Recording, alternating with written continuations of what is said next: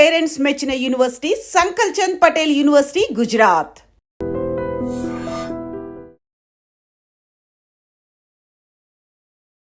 Welcome to iDream media. So జనరల్గా carcinogens అంటే cancer కారకాలు ఫలానా ఫుడ్స్లో ఉంటాయి, ఫలానా ఐటమ్స్లో ఉంటాయి అనేది మనం ఖచ్చితంగా తెలుసుకోవాలి.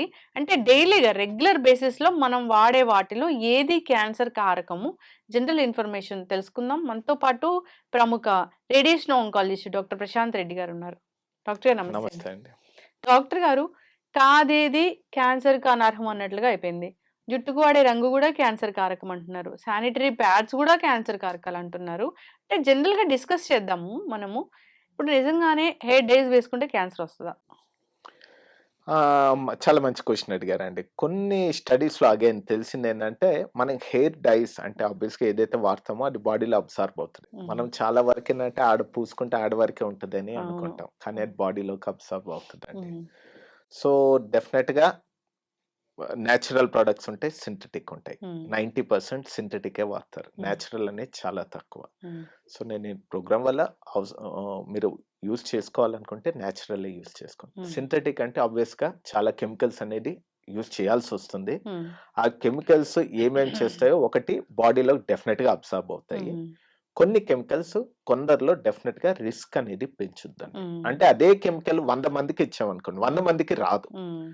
ఒకరిద్దరికి ఆ రిస్క్ అనేది పెరుగుతుందనమాట. కొందరిలో ఏంటంటే రకరకాల ఒక ఫ్యాక్టర్ కాదండి. వాళ్ళు అదే డై వాడారు, దానివల్లే క్యాన్సర్ వచ్చిందని చెప్పేదానికి లేదు. దీనివల్ల కూడా వస్తది. మల్టిపుల్ ఫ్యాక్టర్స్ ఒకదాని తర్వాత ఒకటి, ఒకదాని తర్వాత ఒకటి అది యాడ్ అవుతూ కొందరికి క్యాన్సర్ వచ్చే రిస్క్ పెరుగుతుందనమాట. హ్మ్.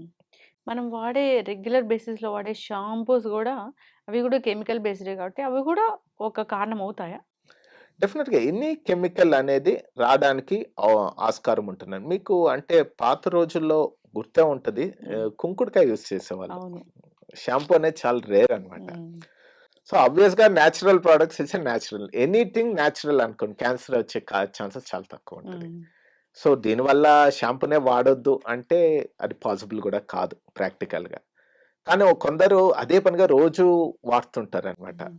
కానీ రోజు వాడాల్సిన అవసరం లేదని చాలా స్టడీస్‌లో తెలిసింది. మాక్సిమం వీక్లీ ఒక్కసారే తలస్నానం చేయాలి. లేదు కొందరిలో ఏంటంటే స్వెటింగ్ అనేది ఎక్కువుంటది. కొందరు ఎక్సర్‌సైజ్ ఎక్కువ చేస్తారు. వాళ్ళలో స్వెటింగ్ ఎక్కువున్నప్పుడు 2-3 సార్లు చేసుకోండి అని వస్తది. హ్మ్. రోజు మటుకు చేసుకోవడం అవాయిడ్ చేయండి. సింపుల్‌గా నేను చెప్పేదేంటంటే ఆ ఎక్స్‌పోజర్ అనేది తగ్గించుకోండి. హ్మ్. జీరో చేయడం అనేది పాసిబుల్ కాదు. ఇప్పుడు అందరూ పాత రోజుల్లాగా కుంకుడుకాయలు అయి చేయాలంటే అది 100% ప్రాక్టికల్ గూడా కాదది. హ్మ్. తగ్గించుకోండి.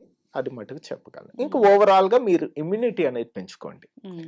మంచి డైట్ తీసుకోండి. మంచి ఎక్సర్‌సైజ్ చేయండి. మంచి నిద్ర, స్లీప్ అనేది 8 అవర్స్ కనీసం. చాలా మందికి తెలీదు.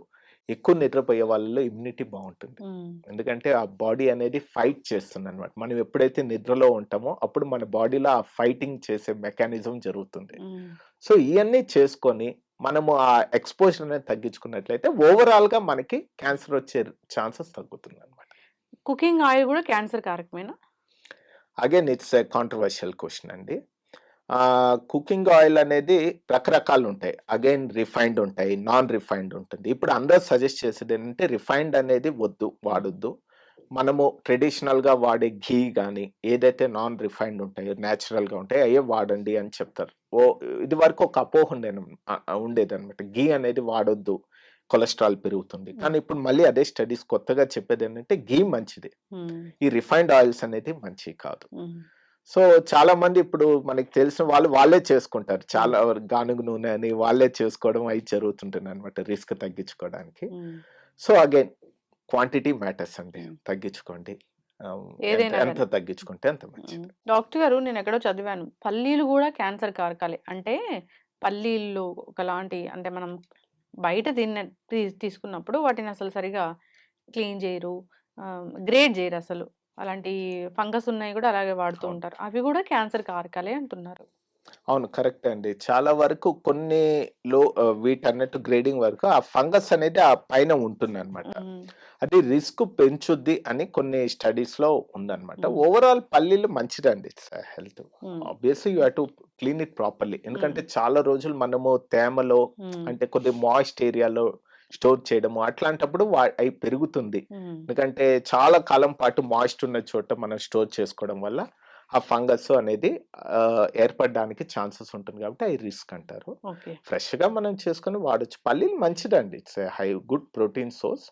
ఆబ్వియస్లీ గుడ్ రీజనబుల్ క్వాంటిటీలో మనం తీసుకున్నంత వరకు ఏం ప్రాబ్లం ఏమి ఉండదు. ఉమ్. డాక్టర్ గారు, కుకింగ్ వెజల్స్ కూడా మ్యాటర్ అవుతుంది ఇప్పుడు. సో నాన్ స్టిక్ కూడా క్యాన్సర్ కారకం అవుతుంది, అల్యూమినియం వెజల్స్ కూడా మ్యాటర్ అవుతుంది క్యాన్సర్గా. అవునా డాక్టర్ గారు? లేదండి, అది పెద్ద అపోహ. ఎందుకు వచ్చింది? చాలా మంచి క్వశ్చన్ అడిగారు. మీరు చూసుకున్నట్లయితే మన ఒక 5 జనరేషన్ 6 జనరేషన్ అనేది అల్యూమినియం అనేది చాలా కామన్ యూజ్ చేసుకునేవాళ్ళు ఉమ్, కుకింగ్కి. ఎందుకంటే ఒకటి అల్యూమినియం అనేది చీప్ అనమాట. ఉమ్, మెజారిటీ వాళ్ళు, ఎందుకంటే ఇది వరకు India is use to be poor country, అది ఉమ్, కామన్ గా అదే యూజ్ చేసేవాళ్ళు. ఉమ్, మరి వాళ్ళలో ఎవరికి లేదు కదా. ఇంకోటి ఏంటంటే అల్యూమినియం అనేది కామన్ గా ఉండేదండి, మట్టిలో కూడా ఉంటుంది. ఉమ్, మనం తీసుకునే ఆహార పదార్థంలో అల్యూమినియం అనేది ఎంతో కొంత మన బాడీలో వస్తూనే ఉంటుంది అనమాట. ఉమ్, సో అల్యూమినియంలో వెజల్స్ లో కుక్ చేయొద్దు అనేది పెద్ద అపోహ ఏమి కాదు. అల్యూమినియం అనేది మనం రెగ్యులర్ గా తీసుకునే ఫ్రూట్స్ లో, వెజిటబుల్స్ లో అన్నిట్లో ఉంటుంది. అన్ని ద్వారా మన బాడీలో వస్తూనే ఉంటుంది. ఉమ్, దానివల్ల ఆ వచ్చిన క్వాంటిటీ మన బాడీ మెకానిజం ఎట్లా ఉంటుందంటే దాన్ని మెటబలైజ్ చేసేస్తుంది అనమాట. ఉమ్, దానివల్ల ఏం నష్టం ఉండదండి. ఓకే. కాకపోతే కొన్ని స్టడీస్ లో ఏంటంటే ఈ అల్యూమినియం వెజల్స్ లో ఈ వండొద్దు అంటారు అనమాట. ఎక్కువ నిమ్మకాయ ఉండేది దాన్ని ఉమ్, అవి ఉంటాయి కదండి, అట్లాంటి కుకింగ్ పదార్థాలు అవి వద్దు అంటారు. దానివల్ల ఏంటంటే అల్యూమినియం ఎక్కువ రిలీజ్ అవుతుంది, ఎక్కువ శాతం బాడీలోకి వెళ్తుంది అంటారు అనమాట. ఉమ్. అంతేగాని పులుపు అల్యూమినియం. కానీ అయ్యి ఉమ్, ఉమ్, పులుపు ఎక్కువగా పులుపు అయి ఉండేటి ఉమ్, వద్దు, ఉమ్. అవాయిడ్ చేయండి అని. చారు అలాంటివి పెట్టుకోకుండా ఉంటే పర్వాలేదు. అవాయిడ్ చేయడం. ఉమ్, మామూలుగా నిమ్మకాయ కానీ ఉమ్, లేదంటే చింతపండు చింతపండు, ఇవన్నీ ఉమ్, ఇవ్వండి. అలాంటివి వాడకూడదు. ఇది non sticks. Non sticks again it's a controversial subject అండి. ఉమ్, యాక్చువల్ గా వాళ్ళు చెప్పేది ఏంటంటే మంచి కంపెనీ, స్టాండర్డ్ కంపెనీ వాళ్ళు వాడే దాంట్లో అయితే ఏమీ ఉండదు ఉమ్, అంటారు. కొద్దిగా లో క్వాలిటీ వాటిల్లో కొంచెం ఆ నాన్ స్టిక్ వాడే మెటీరియల్ ఉమ్, అవన్నీ టెఫ్లాన్ కానీ అవన్నీ కొంచెము ఉమ్, మనం తీసుకునే ఆహారంలోకి వచ్చి ఆ రిస్క్ అనేది పెంచుద్ది అని కొన్ని స్టడీస్ లో ఉందండి. కానీ ఉమ్, వాళ్ళు సజెస్ట్ చేసేది ఏంటంటే గుడ్ క్వాలిటీ వాడండి, మంచి క్వాలిటీ వాడండి. ఉమ్, ఎందుకంటే వాళ్ళు మంచి మెటీరియల్ యూజ్ చేస్తారు కాబట్టి ఉమ్. ఏముంటుంది అంటారు. మైక్రోవేవ్ అవెన్, అవెన్ అసలు మర్చిపోయా. లేదండి, మైక్రో ఓవెన్ దాంట్లో వచ్చే రేస్ అనేది నాన్ అయనైజింగ్ అండి. ఉమ్, అవి క్యాన్సర్ కి కారణాలు అంటే ఎక్స్రేస్ అట్లాంటివి కాదు. ఉమ్, మైక్రోవేవ్ లో ఉండేది నాన్ అయనైజింగ్ అనమాట. మన మొబైల్లో వచ్చేది అవి ఉమ్, అట్లాంటి మైక్రోవేవ్స్. దానివల్ల అయితే ఏం క్యాన్సర్ ఉండే రిస్కే లేదు. కాకపోతే ఒక్కటేంటంటే మైక్రోవేవ్ లో మనం యూస్ చేస్తాం కదా, ఉమ్. దేంట్లో అయితే అది వీలున్నంత వరకు గ్లాస్ తో చేసిందే వాడండి అంటారు. ఆ వెజల్ కూడా. అవును, ఆ, వెసలు కొన్ని అయితే మైక్రోవేవ్ కంపాటబుల్ ప్లాస్టిక్ కూడా ఉంటాయి, ఉమ్, చాలా మంది చేస్తారు. అది ఉమ్, అవాయిడ్ చేయండి అంటారు. ఎందుకంటే ఎప్పుడైతే ఆ ప్లాస్టిక్ లో మనం కుక్ చేస్తాం కొంచెం ప్లాస్టిక్ అనేది డెఫినెట్ గా ఆ ఫుడ్ లో కలుస్తుంది. ఉమ్, కాబట్టి అది దాని వరకు అవాయిడ్ చేసుకుని అంటారు. కానీ ఉమ్, మైక్రోవేవ్ టోటల్ గా అవాయిడ్ చేయాల్సిన అవసరం అయితే లేదు. ఉమ్. ఇప్పుడు గ్రిల్డ్ చికెన్, కబాబ్స్ అవి కూడా మంచివి కదా? అవునండి, ఆ పైన ఉంటది కదండి నల్లగా, ఉమ్, స్మోక్డ్ ఫుడ్స్ ఆ, అంటారు. అది డెఫినెట్ గా క్యాన్సర్ రావడానికి, ఎక్కువగా స్టమక్ క్యాన్సర్ కానీ ఈసోఫేజియల్ క్యాన్సర్ కానీ రావడానికి కారణాలండి. ఉమ్, అంటే టోటల్ అవాయిడ్ చేయడం కానీ డ్రాస్టిక్ గా తగ్గించుకోండి. ఎందుకంటే ఆ స్మోక్డ్ కానీ బార్బిక్యూస్ కానీ అవును. వాటిలో ఆ నల్లది ఇది ఉంటది ఉమ్, కదా, అది డెఫినెట్ గా రిస్క్ ఉంటుందండి. ఉమ్. అది అవాయిడ్ చేసుకోవడం మంచిది. స్మోక్డ్ స్మోక్డ్ ఫుడ్స్ అంటారు అవి కూడా, అంటే ఇవన్నీ కూడా స్మోక్డ్ ఫుడ్స్ వస్తాయా? అంటే ఈ బార్బిక్యూస్ కానీ టండూరీస్ కానీ ఉమ్, ఇవన్నీ చేస్తారు కదా. ఇంకోటి మనం కామన్ గా చేస్తాం అన్నమాట. మామూలుగా మనం చపాతీ చేస్తున్నప్పుడు దాన్ని నిప్పులో ఇస్తాం అవును. లాస్ట్ లో. ఆ, దాని మీద బ్లాక్ ఇవి ఉంటాయి చూస్తారు కదా, మీరు అవును. గమనించుంటారు. ఆ. అవి అవాయిడ్ చేసుకోండి అంటారు. Those are all can increase the risk of cancer. ఓ, డైరెక్ట్ గా ఫ్లేమ్ మీద పెట్టి కాలుస్తూ ఉంటారు. వద్దండి, వద్దు, ఉమ్. అవాయిడ్ చేయండి. ఎ- తవా మీదే చేసుకోండి. ఎనీథింగ్ బ్లాక్ అయింది అంటే అవునండి, ఎప్పుడో ఒకసారి తీసుకోవచ్చు. తండూరి మొత్తం అవాయిడ్ ఎప్పుడో ఒకసారి తిన్నాను కానీ రెగ్యులర్ గా రోజు ఎక్కువ చేసుకుంటే మటుకు డెఫినెట్ గా అది క్యాన్సర్ రావడానికి కారణం అవుతుంది. ఇప్పుడు నిప్పుల మీదే కాల్చి తినే వాళ్ళు చాలా మంది ఉంటారు డాక్టర్ గారు. రిస్క్ ఉంటుంది, ఉమ్. డెఫినెట్ గా వాళ్ళలో రిస్క్ ఉంటుంది. తెలియక స్టమక్ తినడమే. క్యాన్సర్, ఆ. స్టమక్ కోలన్ క్యాన్సర్, క్యాన్సర్ పెరిగిపోయింది అంటే. కొలాన్ ఎక్కువ, స్టమక్ ఈసోఫేజియల్ క్యాన్సర్. ఎస్. మరి నిల్వ పచ్చళ్ళు? అది కూడా అగైన్ స్టమక్ క్యాన్సర్ రావడానికి కారణం అండి. నిల్వ పచ్చళ్ళు అవి ఎక్కువ కాలం పాటు ఆ నూనెలో మనం జాడీలో అట్లా పెడతాం కదా, అది కూడా క్యాన్సర్ రావడానికి అందుకే మన ఇండియన్స్ లో ఎక్కువ స్టమక్ క్యాన్సర్ అనేది కనిపిస్తుంది. ఈసోఫేజియల్ క్యాన్సర్ కానీ స్టమక్ క్యాన్సర్ కానీ కంపేర్ టు వెస్టర్న్ పీపుల్. ఎందుకంటే వాళ్ళ అవి ఎక్కువ కన్జ్యూమ్ చేయరు, వాళ్ళలో వచ్చే క్యాన్సర్స్ వేరే ఉంటాయి అనుకోండి. మళ్ళీ ఆ రిస్క్ ఎక్కువ, ఎందుకంటే ఎవరైతే ఎక్కువగా కన్జ్యూమ్ చేస్తారో వాళ్ళలో ఆ రిస్క్ అనేది పెరుగుద్ది. కాబట్టి పచ్చడి లేకుండా మనం ఊహించలేము, తగ్గించుకోండి అని చెప్తాం అంతే. ఇన్స్టెంట్స్ తినాలి అప్పుడు, పికిల్స్ కాకుండా. బెటర్ అండి. అంటే మనము పికిల్స్ కూడా అప్పటికప్పుడు చేసుకుంటాం కదండి, స్టోరేజ్ మ్మ్. జాడీల్లో నెలల తరబడి పెట్టకుండా అప్పటికప్పుడు చేసుకుని అది బెటర్. చక్కగా చెప్పారు డాక్టర్ గారు, చాలా చక్కటి ఇన్ఫర్మేషన్. ఇప్పుడు ఈ కూల్ డ్రింక్స్ కూడా మంచివి కదా? మంచిది కాదండి. డెఫినెట్ గా కూల్ డ్రింక్స్ చాలా మంది తెలియదు, ఫ్రూట్ జ్యూసెస్ అంటారు. చాలా మంది పొద్దున్న లేగానే రకరకాల ఆరెంజ్ జ్యూస్ అని యాపిల్ జ్యూస్ అని ఇస్తారు. అవి కూడా మంచివి కాదండి, ఎందుకంటే వాటిలో ప్రిజర్వేటివ్స్ ఉంటాయి. అది కూడా మంచిది కాదు. అది పిల్లల్లో డయాబెటీస్ అయి రావడానికి కారకాలు అవుతున్నాయి, ఒబేసిటీ, డయాబెటీస్ ఇవన్నీ. సో ఒకవేళ పిల్లవాడికి ఫ్రూట్ జ్యూస్ కావాలంటే ఫ్రూటే తినిపెట్టండి, జ్యూస్లు వద్దు. అట్లాగే ఆల్ ఏరేటెడ్ డ్రింక్స్ రకరకాల కంపెనీలో అన్ని ఏదైనా మంచిది కాదండి. వాటి వల్ల ఒబేసిటీ, డయాబెటీస్ ఇవన్నీ రావడానికి కారణాలు ఉంటాయి. నూడిల్స్ డెఫినెట్ మంచిది. నూడిల్స్ అంటే దేంతో చేశారు అనేది ఇంపార్టెంట్. మైదానా, రైస్ తో చేసుకోవచ్చు, వీట్ తో చేసుకోవచ్చు, మైదాతో చేసుకోవచ్చు. వీట్, రైస్ పర్వాలేదు, మంచిదే. కానీ అన్ఫార్చునేట్లీ మనం ఎక్కువ తినే కామన్ బ్రాండ్స్ అన్ని మైదాతో మైదా. చేసేయే ఉంటాయి, ప్రిజర్వేటివ్స్ ఉంటాయి. అవాయిడ్ చేసుకోవడం మంచిది. దాంట్లో ఒకలాంటి మసాలా ఉంటుంది, అది కూడా క్యాన్సర్ కారకమే. ఎనీథింగ్ అండి మంచిది కాదు. అది ప్రిజర్వేటివ్సే మెయిన్ అదే ప్రిజర్వేటివ్స్. ఏదన్నా నిల్వ పెట్టారు, ఏదన్నా ప్యాకేజ్ లో వచ్చిందంటే అది మంచిది కాదు. అది సింపుల్. ఎవరైనా మామూలుగా నన్ను కామన్ గా అడిగేది ఏది చెడ్ ఫుడ్ అంటే ఏదైతే ప్యాక్ లో వస్తుందో అది మంచిది కాదు. ఎందుకంటే ప్యాక్ లో వచ్చిందంటే దాంట్లో ప్రిజర్వేటివ్ ఉంటుంది, అది మంచిది కాదు. ఎక్కువ ఎక్స్రేస్ తీయించుకున్నా, ఎక్కువ ఎంఆర్ఐస్ తీయించుకున్నా, సిటీ స్కాన్స్కి వెళ్ళినా అక్కడ కూడా మనకి రేడియేషన్ వస్తుంది, దానివల్ల కూడా క్యాన్సర్ వస్తుంది అంటున్నారు. ఎంఆర్ఐ, అల్ట్రాసౌండ్ లో రేడియేషన్ ఉంటుంది. ఎంఆర్ఐ అనేది మ్యాగ్నెటిక్ ఫీల్డ్, దాంట్లో radiation zero, ultrasound zero. CT scan, X-rays, అది అందుకే అవసరం ఉంటేనే డాక్టర్ రాస్తారు. చాలా మంది అదే పనిగా ఏదున్నా ఎక్స్రే డాక్టర్ అడగకుండానే పోయి చేసేసుకుంటారు, ఓవర్ ద కౌంటర్ ఎక్స్రే దీనికి వెళ్ళి చేయమంటారు. దయచేసి తగ్గించుకోండి, ఎక్స్రే అనేది వద్దు, డాక్టర్ ప్రిస్క్రైబ్ చేస్తేనే చేసుకోండి. అట్లాగే సిటీ స్కాన్ కూడా, ఎక్స్రే మీద సిటీ స్కాన్ కి రేడియేషన్ ఎక్స్పోజర్ ఎక్కువ ఉంటుంది. అందుకే మేము డాక్టర్స్ కూడా పిల్లల్లో చిన్న వయసు వాళ్ళలో మాక్సిమం అవాయిడ్ చేస్తాం అనమాట, ఎక్స్రే రాయడానికి కానీ సిటీ రాయడానికి. అవసరం ఉంటే అల్ట్రాసౌండ్ రాస్తాము, లేదంటే ఎంఆర్ఐ రాస్తాము.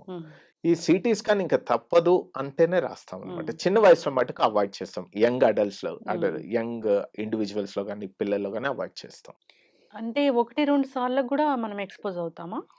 1-2 సార్లకి ఏం కాదండి, ఎక్కువ సార్లు చేసుకోవాల్సి వస్తుంది కానీ డెఫినెట్ గా ఎనీ రేడియేషన్ అనేది క్యాన్సర్ రావడానికి కారణం ఉంటుంది, రిస్క్ పెంచుద్ది. రొమ్ము క్యాన్సర్ అవ్వచ్చు, లింఫోమా అనే క్యాన్సర్ కావచ్చు, ల్యూకేమియాస్ కావచ్చు, థైరాయిడ్ క్యాన్సర్ కావచ్చు. ఇవన్నీ రేడియేషన్ ఎక్స్పోజర్ ఒక రిస్క్ ఫ్యాక్టర్ అన్నమాట. అందుకే అంత తగ్గించుకుంటే అంత మంచిది. మ్యామోగ్రామ్ చేయించుకోమంటే కూడా అక్కడ రేడియేషన్ ఉంటది, దానివల్ల క్యాన్సర్ వస్తుందని భయపడే వాళ్ళని కూడా చాలా మంచి క్వశ్చన్ అడిగారండి. మ్యామోగ్రామ్ అనేది మేము 40 years దాటాకే ప్రిస్క్రైబ్ చేస్తాం అనమాట. 30 years వాళ్ళలో ఎప్పుడైనా అవసరం అంటే మేము అల్ట్రాసౌండ్ చేసుకోండి రొమ్ముది, లేదంటే ఎంఆర్ఐ చేసుకోండి అని చెప్తాము. ఇంకోటి ఏంటంటే ఈ మ్యామోగ్రామ్ వల్ల వచ్చే ఎక్సెస్ అనేది రెగ్యులర్ ఎక్సెస్ కన్నా చాలా తక్కువ అండి మోతాదు, దానివల్ల భయపడాల్సింది ఏం లేదు. ఒకటి రిస్క్ చూసుకున్నారంటే దాని వల్ల వచ్చే బెనిఫిట్స్ అనేటివి ఎక్కువ ఉంటాయి అన్నమాట. ఆ మెమోగ్రామ్ రెగ్యులర్ గా చేసుకోవడం వల్ల ఎన్నో వేల మంది అంటే వాళ్ళకి ముందుగానే డిటెక్ట్ చేసి నయం చేసుకోవడం జరిగింది. సో రిస్క్ మీద చూసుకుంటే బెనిఫిట్స్ ఎక్కువ ఉంటాయి. ఇప్పుడు మ్యామోగ్రామ్ లో వచ్చే రిజల్టే అల్ట్రాసౌండ్, ఈ ఎంఆర్ఐలో కూడా వస్తుందా? ఎంఆర్ఐ అంటే బాడీ మొత్తమా, లేదంటే ఒక పార్ట్ కూడా చేసుకోవచ్చా? ఒక్క పార్ట్కి కూడా చేసుకోవచ్చు. రొమ్ము అంటే రొమ్ము వరకే చేస్తారండి. ఒకవేళ పెల్విస్ అంటే పెల్విస్ వరకే, బ్రెయిన్ అంటే బ్రెయిన్ వరకే చేస్తారు. బాడీ అంతా అవసరం అంటే ఒక పెద్ద కేవ్ లా ఉంటది. ఏ బాడీ ఏ పార్ట్ వరకు ఆ పార్ట్ వరకే చేస్తారు. ఎంఆర్ఐలో జీరో అండి, రేడియేషన్ ఎక్స్పోజర్ ఏమి ఉంటుంది. ఒకటేనంటే ఎక్స్పెన్సివ్ అంతే. ఇప్పుడు మీరు రేడియేషన్ ఆంకాలజిస్ట్, ఇక్కడ కూడా ఒకటి మనము డిస్కస్ చేస్తాము. రేడియేషన్ ఇచ్చినంత ఏదైనా ఒక క్యాన్సర్ కణితి ఉంటే మీరు అక్కడి వరకు రేడియేషన్ ఇస్తారు, పొరపాటున ఆ పక్కన ఒక 2 రేడియేషన్ రేస్ వెళ్ళినా కానీ అక్కడ క్యాన్సర్ వస్తుందని. కొన్ని వేల మందిలో ఒకరికి వచ్చే ఛాన్స్ ఉందండి. కొన్ని వేల మందికి నేను రేడియేషన్ వల్ల ట్రీట్మెంట్ ఇస్తే హ్మ్. ఒకరికి ఈ సెకండరీ మ్యాలిగ్నెన్సీ వచ్చేదానికి ఛాన్స్ ఉంటుంది అంటున్నానమాట. కాకపోతే అది కూడా కొన్ని సంవత్సరాల తర్వాత వస్తుంది. ఒక 10 సంవత్సరాలు, 15 సంవత్సరాల తర్వాత, ఒక్కోసారి 20 సంవత్సరాలు. హ్మ్. ఆ ఫీల్డ్‌లో వస్తుందనమాట. అది కొన్ని వేలలో ఒకరికి రావచ్చు. రిస్క్ అనేది చాలా తక్కువ. అందుకే దాన్ని పెద్ద కన్సిడర్ చేసుకోవాల్సిన అవసరం కూడా లేదు. హ్మ్. అయినా కూడా మేము పిల్లల్లో చిన్న వయసులో అవసరం ఉన్నంత వరకు రేడియేషన్ అవాయిడ్ చేసుకుంటాను. హుహు. పిల్లల్లో అయితే మాక్సిమం అవాయిడ్ చేసాం. తప్పదు ఇది ఒక్కటే ట్రీట్మెంట్ అన్నప్పుడే ఇస్తామన్నమాట. హ్మ్. కాబట్టి రేడియేషన్ ట్రీట్మెంట్ వల్ల, ఆ రేడియేషన్ వల్ల క్యాన్సర్ వస్తదనేది ఆ భయం పోగొట్టుకుంటే మంచిదండి. హ్మ్. Cervical cancer, multiple partners, hygiene, sanitary pads వీటిల్లో వేటి వల్ల వస్తది? ఏదైనా అండి హ్యూమన్ పాపిలోమా వైరస్ అండి. హ్మ్. హెచ్‌పివి వైరస్ అనేది ఉంటది. అది కామన్. అది సెక్షువల్లీ ట్రాన్స్‌మిటెడ్ వైరస్ అది. అంటే సెక్షువల్ దీనివల్ల సంక్రమిస్తుందనమాట. అది కామన్ వైరస్ అది. సో, ఆబ్వియస్‌గా మల్టిపుల్ సెక్షువల్ పార్ట్నర్స్ ఎవరికైతే ఉంటదో ఎక్కువగా ఇన్ఫెక్షన్ వచ్చే ఛాన్సెస్ ఎక్కువుంటుంది. ఆ ఇన్ఫెక్షన్ కొన్ని రోజులు, కొన్ని సంవత్సరాలతో ఇన్ఫెక్షన్ వల్ల సర్వైకల్ క్యాన్సర్ రిస్క్ అనేది ఎక్కువుంటుంది. Hmm. So, obviously multiple sexual partners. హుహు. Sanitary pads? శానిటరీ ప్యాడ్స్ వల్ల క్యాన్సర్ వచ్చే ఛాన్సెస్ చాలా తక్కువండి. ఇంకా దానివల్ల కొన్ని రకాల ఇన్ఫెక్షన్స్ వస్తాయన్నమాట. అంటే దాన్ని కూడా ఒక పద్ధతిలో చేంజ్ చేసుకుంటూ ఉండాలి రెగ్యులర్‌గా. చాలామంది చేంజ్ చేసుకోరు. ఆ హైజీన్ వల్ల ఏంటంటే బాక్టీరియల్ ఇన్ఫెక్షన్ వస్తది. ఒక్కోసారి చాలా ఇది ఉంటుందన్నమాట. చాలా సీరియస్ అవుతారు వాళ్ళు. చాలా సివియర్ ఇన్ఫెక్షన్ ఉంటుంది. సెప్టిసిమియాలోకి వెళ్తారన్నమాట. హుహు. షాక్ అంటారు దాన్ని. దాంట్లో కూడా ఎళ్తారు. సో, ఎక్కువ క్యాన్సర్ కన్నా రిస్క్ అది ఎక్కువ రిస్క్ ఉంటుంది. హ్మ్. సో, క్యాన్సర్ రిస్క్ అనేది ఎక్కువ మల్టిపుల్ సెక్షువల్ పార్ట్నర్స్ ఎర్లీ ఏజ్‌లో పిల్లలు కలగడం, ఎక్కువ పిల్లలు తక్కువ డ్యూరేషన్‌లో హ్మ్. తక్కువ ఫ్రీక్వెన్సీలో ఎక్కువ పిల్లలు కలగడము. హ్మ్. ఇవన్నీ ఇమ్యూనిటీ ఓవరాల్‌గా తక్కువ ఉండడము. హ్మ్. కొన్ని రకాల ఇన్ఫెక్షన్స్ లైక్ హెచ్ఐవి గాని, హ్మ్. ఈ ఉండే వాళ్ళలో ఈ సర్వైకల్ క్యాన్సర్ వచ్చేదానికి ఛాన్సెస్ హ్మ్. ఎక్కువ ఉంటుంది. సిగరెట్ స్మోక్ చేసే వాళ్ళలో ఏ క్యాన్సర్ వస్తది? ఎక్కువ అండి టొబాకో ఎక్కడ ఎక్స్‌పోజ్ అవుద్దో అక్కడంతా వస్తుందండి. ఎవరైతే స్మోకింగ్ చేస్తారో వాళ్ళలో లారింగ్స్, మన హ్మ్. మాట వస్తుందిగా లారింగ్స్ అని, హ్మ్. ఊపిరితిత్తులు గాని, ఈసోఫేజియల్ గాని, స్టమక్ కానీ, ఇంకా చాలామంది తెలియదు. యూరినరీ బ్లాడర్ క్యాన్సర్‌కి కూడా స్మోకింగ్ ఒక కారణం. చాలామంది మనం స్మోక్ చేసినప్పుడు బ్లాడర్ ఎక్కడో పెల్విస్ కదా అంటారు. హ్మ్. కానీ ఆ స్మోకింగ్‌లో ఉండే పదార్థాలు బ్లడ్‌లోకి వెళ్తాయి. ఎళ్ళిపోతాయండి. హ్మ్. అబ్సార్బ్ అయిపోతాయి. సో, బాడీ అంతా సర్క్యులేట్ అవుతుంది. హ్మ్. ఇంకోటేంటంటే టొబాకో గుట్కా ఆ ద్వారా తీసుకున్నట్లయితే నోటి క్యాన్సర్ అంటే హ్మ్. నాలుక గాని, బుగ్గ క్యాన్సర్ అయి వచ్చే ఛాన్సెస్ ఎక్కువుంటది. హ్మ్. స్మోకింగ్ వాళ్ళలో ఎక్కువ లారింగ్స్ కానీ, లంగ్స్ కానీ ఆ క్యాన్సర్ వచ్చేదానికి ఛాన్స్ ఎక్కువుంటది. హ్మ్. యెస్. చక్కటి ఇన్ఫర్మేషన్ డాక్టర్. ఎక్కువగా ఈ పౌడర్స్, క్రీమ్స్ ఇలాంటివి వాడితే కూడా క్యాన్సర్ వచ్చే అవకాశం ఉంటుంది. టు బీ ఫ్రాంక్ పౌడర్ అనేది కామన్‌గా చాలా మంది ఎప్పటినుంచో వాడుతూనే ఉన్నారండి. హ్మ్. పెద్ద రిస్క్ అగైన్ అండి.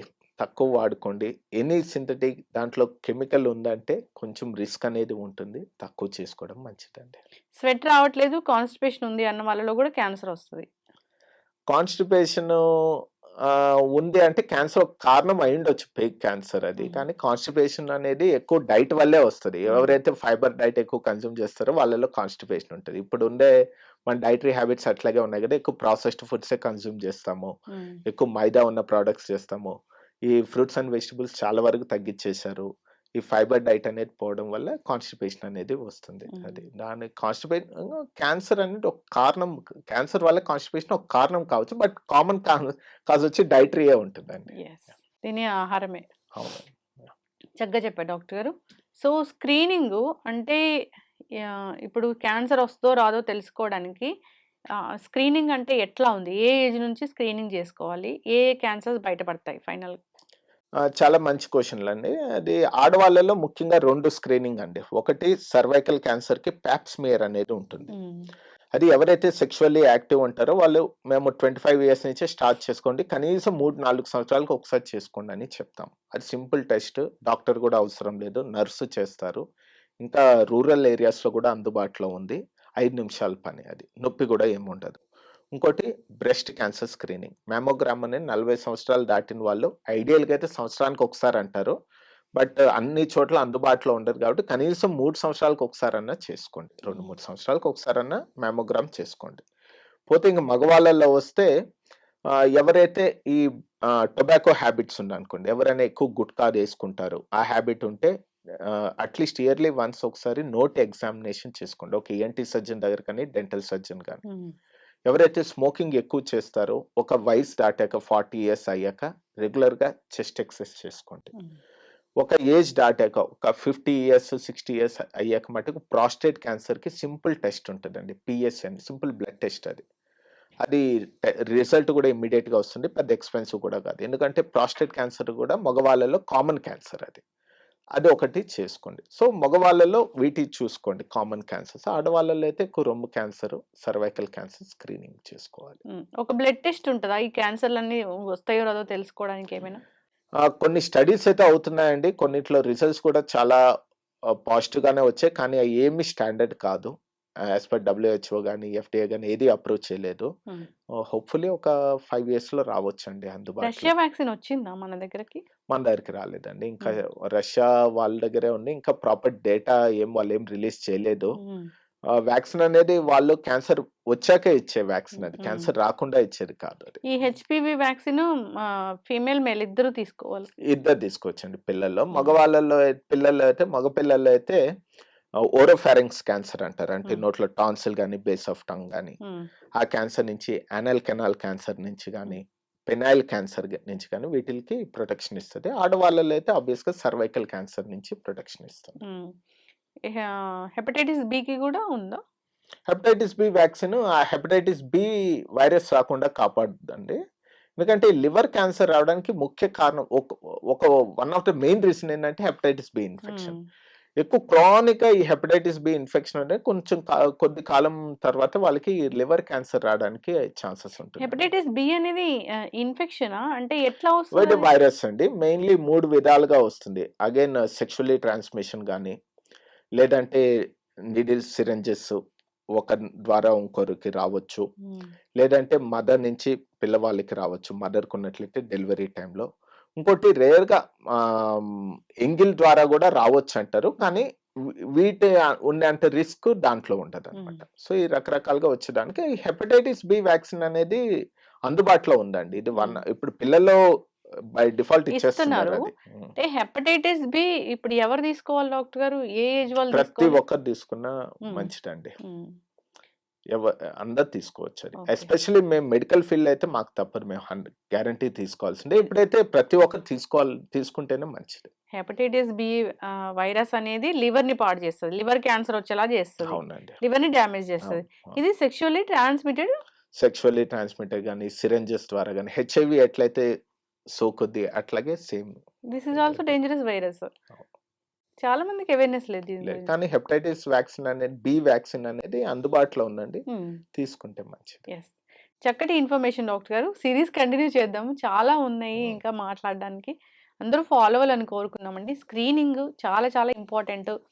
బ్యాక్ టు రూట్స్ అన్నట్లుగా మన పూర్వీకులు ఎలాంటి ఆహారాలు తీసుకున్నారు, కెమికల్ లేని ఫుడ్స్ అవి తీసుకోవాలని కోరుకున్నాం. అలాంటి హ్యాబిట్స్, మంచి స్లీప్, టెన్షన్ లేని లైఫ్ ఇలాంటివి ఉంటే కనుక ఈ క్యాన్సర్లు అనేవి, అంటే క్యాన్సర్ కారకాలు ఏవైతే ఉన్నాయో అది రాకుండా ఉంటుంది. దీన్ని మనం అవాయిడబుల్ రిస్క్ ఫ్యాక్టర్స్ ఇవి. అందరూ ఫాలో అవ్వాలని కోరుకుందామండి. ధన్యవాదాలు. And for more videos, please subscribe to iDream. Please subscribe to iDream. Please subscribe iDream. And please subscribe to iDream. For more videos, subscribe to iDream. please like, share and subscribe to the channel. Congratulations, iDream. Subscribe to iDream. Subscribe to iDream. So subscribe to iDream Media. iDream ki iDream team andarki huge congratulations. Please subscribe iDream Media. Please subscribe to iDream. Subscribe iDream. Please subscribe to iDream. iDream అంటే నా కళల channel subscribe చేసుకున్న నోరు తిరుగుతలేదు, మీరైతే గంట గుర్తు కొట్టండి. For more such videos, please subscribe to iDream. Subscribe to iDream. Please subscribe to iDream. Please subscribe iDream Media. Please do subscribe to iDream. Please subscribe to iDream Media. For best entertainment and information, please subscribe iDream. And don't forget to subscribe to iDream.